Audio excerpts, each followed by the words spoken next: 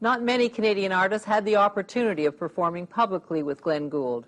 One who did is Maureen Forrester, a Canadian of equal international renown. We talked to her at her home in Toronto. How vivid are your memories of Glenn Gould when you first met him in 1954? My goodness. When I found out now that when he died that he was only 2 years younger than I thought he was about 15 and I was then 24. But he invited me up to sing my first concert in Toronto at the conservatory, and it was an all Bach program. And he was to play for me, and I was thrilled because I knew his reputation. And he said, did I mind if he played the piano without music? And some people thought that was sort of showing off, and I said, not at all. Why? He said, because when I read this music that was originally for orchestra or organ, I start saying, why did they put this in the right hand and that in the left hand? It should be all changed around. And he started to recompose. So if he memorized something, it stayed with him.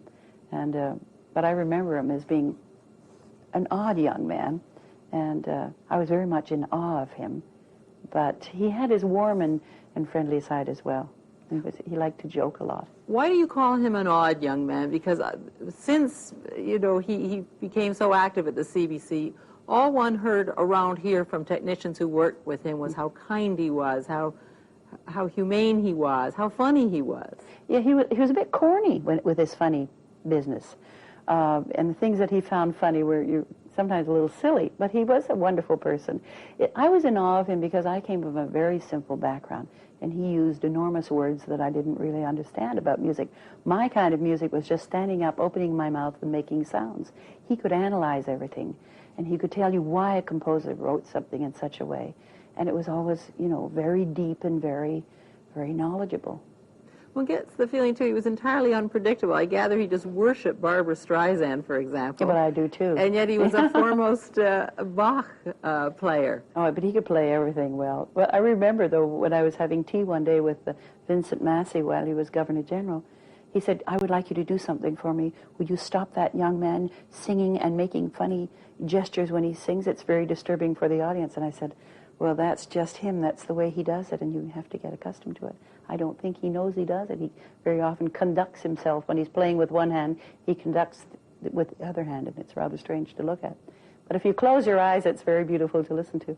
Were some of those mannerisms, do you think, and some of those eccentricities finally a role that he started to play, or were they genuine? No, he really, when he sat down at the piano to play, and perhaps this is the reason he withdrew from public concerts, he played, I think, not in a selfish way for himself, but serving the music. He wanted the best out of the composition that he was capable of giving, and he closed himself off from the public and just played to the piano. It was like a love affair with the piano. The tragedy, of course, is that when he re-recorded Bach's Goldenberg Variations recently, everyone said, well, isn't this a perfect thing to do at midlife? Yeah. He seemed to have such a future, and some people think that he was going to, in fact, give up performing entirely on record and move into conducting. Do you know about that? I wish he would have, because in 1957 I did a television show with him, the Mahler Second Symphony. He conducted the fourth movement, which is a solo for alto. And I remember in the studio the musicians were a little perturbed because he was left-handed. And I've often thought, you know, when you conduct left-handed, the direction is opposite. It's sort of mirror vision to what it is on the right hand. And it was very distracting for the orchestra musicians.